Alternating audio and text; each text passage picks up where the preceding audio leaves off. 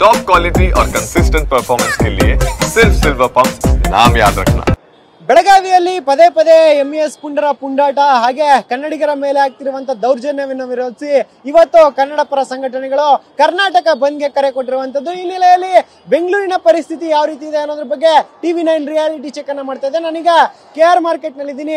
ಇಲ್ಲಿ ಗಮನಿಸ್ತಾ ಇದ್ರ ಬೆಳಗ್ಗೆ 6 ಗಂಟೆಯಿಂದ ಸಂಜೆ 6 ಗಂಟೆಯ ತನಕ ಏನು ಕರ್ನಾಟಕ ಬಂದ್ಗೆ ಕನ್ನಡ ಪರ ಸಂಘಟನೆಗಳು ಕರೆ ನೀಡಿರುವಂತದ್ದು. ಈ ಒಂದು ಬಂದ್ಗೆ ಸದ್ಯಕ್ಕೆ KR ಮಾರ್ಕೆಟ್ ನಲ್ಲಿ ಯಾವುದೇ ರೀತಿಯ ಒಂದು ಬೆಂಬಲ ಸಿಗ್ತಾ ಇಲ್ಲ. ಯಾಕಂದ್ರೆ ವ್ಯಾಪಾರಿಗಳು ಒಂದಷ್ಟು ವ್ಯಾಪಾರಿಗಳು ನೈತಿಕ ಬೆಂಬಲವನ್ನ ಮಾತ್ರ ಕೊಡ್ತೀವಿ ಅಂತ ಹೇಳಿದ್ರು. ಜೊತೆಗೆ ಬೀದಿ ಬದಿ ವ್ಯಾಪಾರಿಗಳು ಬೆಂಬಲವನ್ನ ಕೊಡೋದಿಲ್ಲ ಅಂತ ನಿರಾಕರಣೆಯನ್ನ ಮಾಡಿದ್ರು. ಈ ಹಿನ್ನೆಲೆಯಲ್ಲಿ KR ಮಾರ್ಕೆಟ್ ನಲ್ಲಿ ಎಂದಿನಂತೆ ವ್ಯಾಪಾರ ವಹಿವಾಟು ಕೂಡ ಜೋರಾಗಿರುವಂತದ್ದು. ಬೆಳಿಗ್ಗೆಯಿಂದ ಕೂಡ ಸಾಕಷ್ಟು ಸಂಖ್ಯೆಯಲ್ಲಿ ವ್ಯಾಪಾರಿಗಳು ಬಂದು ಎಂದಿನಂತೆ ವ್ಯಾಪಾರವನ್ನ ಮಾಡ್ತಾ ಇದ್ರೆ, ಮತ್ತೊಂದು ಕಡೆಯಲ್ಲಿ ಗ್ರಾಹಕರು ಕೂಡ ಹೆಚ್ಚಿನ ಸಂಖ್ಯೆಯಲ್ಲಿ ಒಂದು ಖರೀದಿಯಲ್ಲಿ ಮುಂದಾಗಿರುವಂತದ್ದು. ಇನ್ನು ಮೆಜೆಸ್ಟಿಕ್ ನಲ್ಲಿ ಗಮನಿಸಬಹುದು, ಸಾಕಷ್ಟು ಜನದಟ್ಟಣೆ ಕೂಡ ಇದೆ.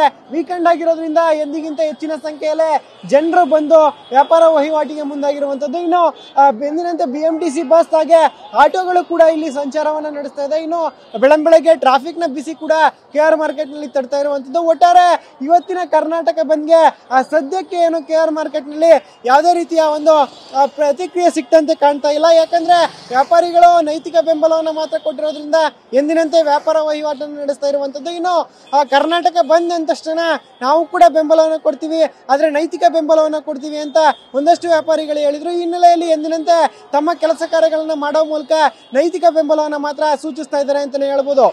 ಕ್ಯಾಮರಾ ಪರ್ಸನ್ ಗಿರೀಶ್ ಜೊತೆ ಶಾಂತಮೂರ್ತಿ, TV9 ಬೆಂಗಳೂರು.